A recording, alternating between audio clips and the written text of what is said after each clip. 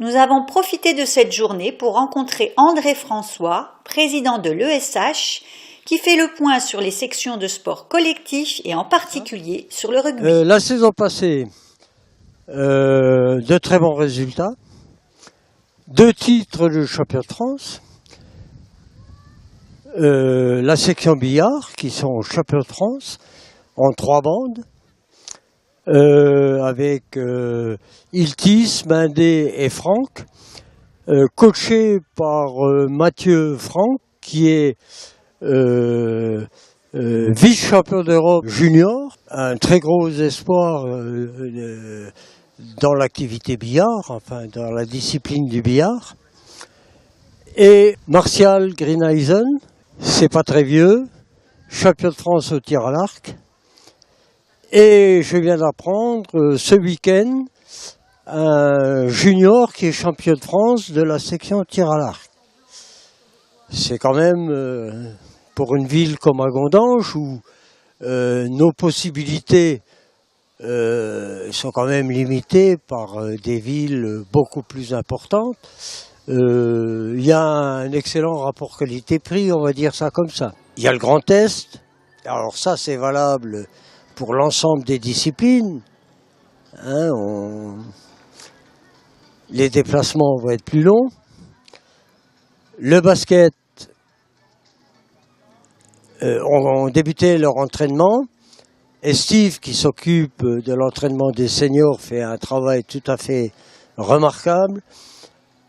Le handball a débuté aussi leur entraînement et s'apprête à organiser le tournoi des termes, qui complète le début de saison. Bon, il faut savoir que nos trois sections en sport co, 4, je parlerai du volley après, évoluent au niveau régional. Moi, je considère que c'est le niveau qu'on se doit d'atteindre. Le volley a un peu plus d'ambition parce qu'ils ont une équipe de préfédérale qui s'est sensiblement renforcée. Et le nouveau coach, qui était là l'an dernier, mais qui a accepté de venir à Agondange, il vient de Thionville, vise la Nationale 3. Donc globalement, moi je suis entièrement satisfait. Voilà,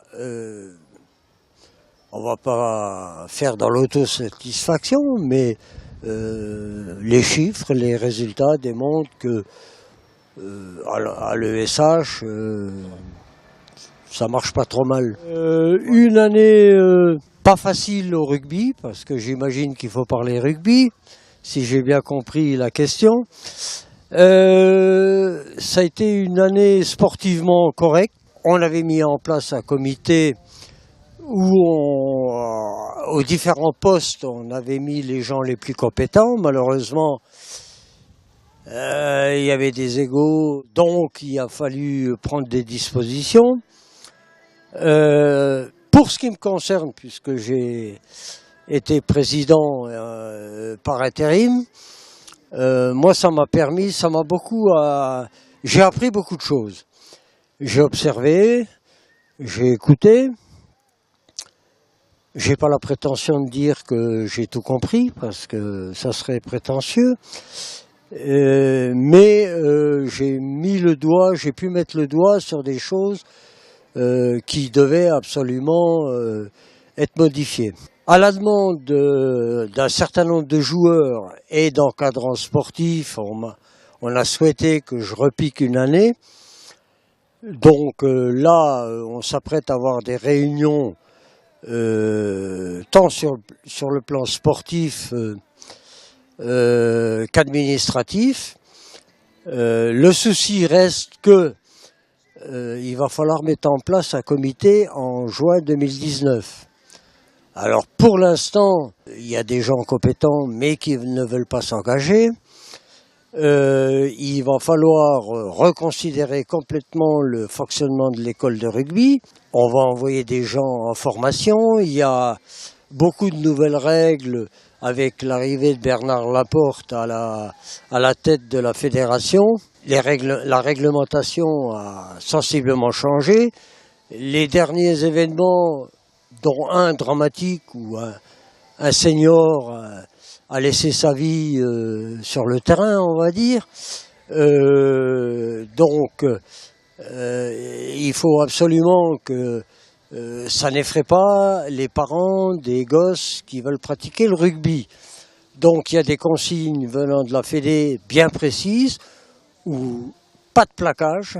Il va falloir absolument un comité efficace qui perd toutes les mauvaises habitudes depuis un certain nombre de décennies. Tout n'est pas dû. La section rugby a son destin entre les mains. On a la chance d'avoir un entraîneur, Sébastien Miguel Matos,